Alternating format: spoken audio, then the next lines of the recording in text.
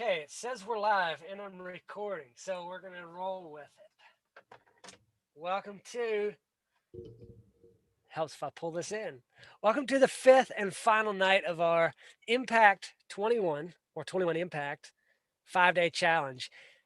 Create your most resilient life no matter what happens. How to live an impactful and resilient life, whatever happens, no matter what happens. There's things that you can set up, there's ways you can design your life being very intentional about the way you go about your life, about the things that you set up for yourself and for your family that can help you to survive, not only survive, but also to thrive no matter what happens. And I apologize about me waving my hands around. I've talked with my hands for some reason. I don't know. I can't just sit here and fold my hands. I don't know. It's a thing.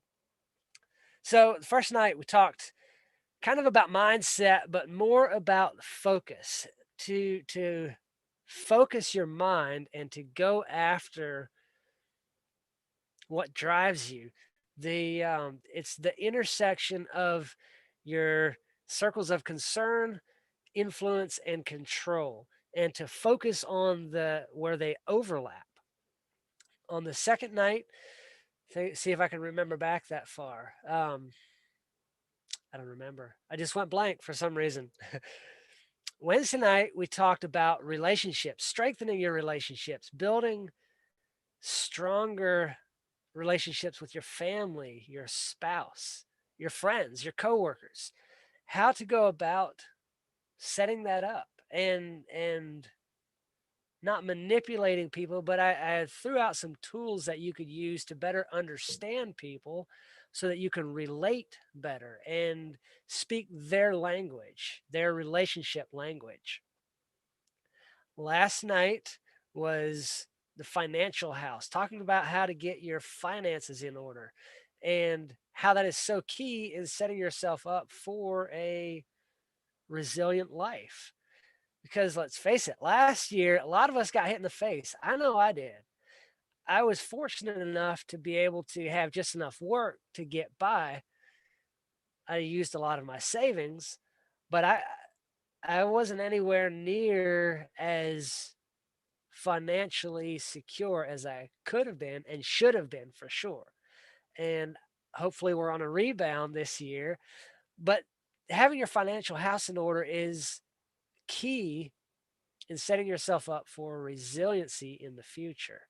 Let me make sure that I have the right mic selected. Yeah, it appears I do. I hope there's not a lot of background noise because I have a heater going on down under my desk, but I checked. I don't think it picked that up. But tonight, what I want to talk about is discovering work that you love, to discover fulfilling work. And there's ways that we can go about that. One thing that I want to show you something. The first night I introduced the Venn diagram, and I came across a couple other Venn diagrams talking about discovering that fulfilling work, the meaningful work, and what does that look like? To me, fulfilling work, meaningful work is when I'm creating an impact for other people, whether that be through my coaching or in my construction business, whatever that might be.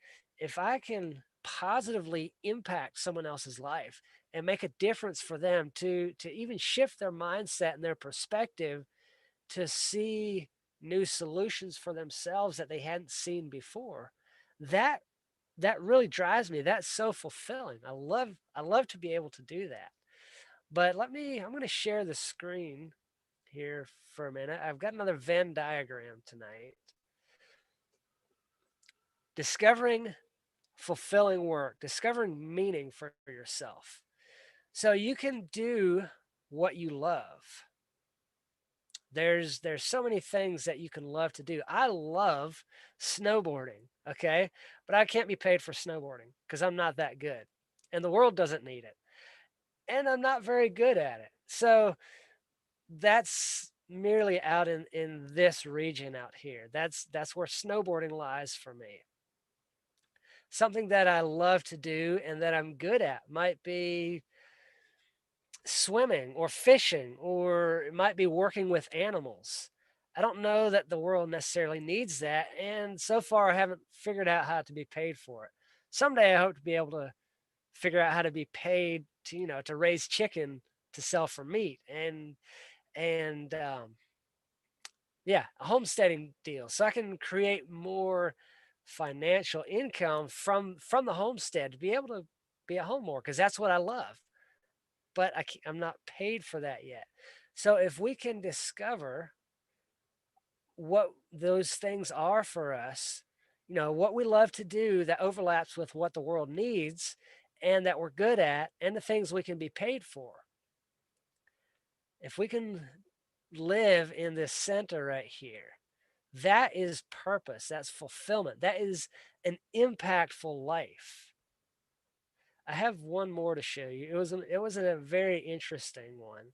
I've It was laid out a little bit differently, but it's kind of the same idea. So you get the picture of doing what you love, doing what you're good at here, doing what the world needs, and what you can be paid for. And in the overlap, where what you love and what you're good at overlap is your passion.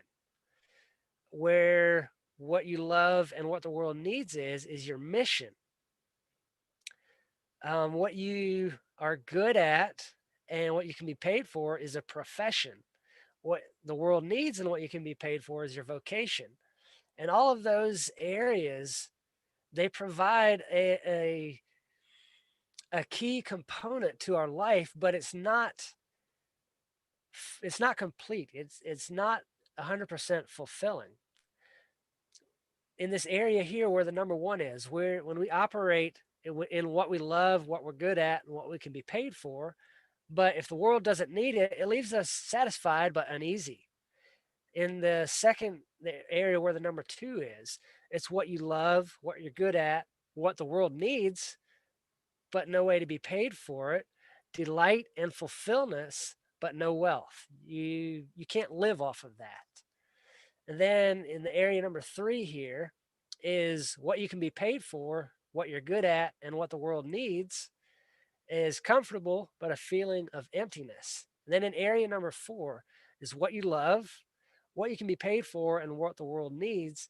That's excitement and complacency, but a sense of uncertainty because you might not necessarily be the best at it. But when you operate right here in the middle, where the four overlap, that is fulfillment. That's purpose. That is your calling in life. And when you can discover that and live up to that, fulfill that calling, that purpose, creating an impact for other people, that is that's an awesome life. When you are there, when you're in that spot, you're in the zone, when you've discovered those, meshed those four together.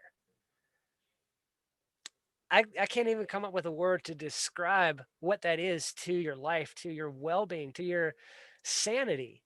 It lifts up everything around you, and it just makes things flow smoother, flow better. It gives you a calm and a peace about yourself because it's fulfillment, it's meaning, it's purpose in life. So I hope that makes sense. I hope you are able to gain something from that, and maybe to see, yes, that's where I'm at, or for you, where you're at. Maybe you are operating in that ikigai, that purpose, that meaningful center, or perhaps where you're at right now isn't quite on target, and you're realizing you need to shift. I hope that showed that to you, that has given you the picture of, I have something to change, or I can move, adjust what I'm doing a little bit and live in that center, in that purpose.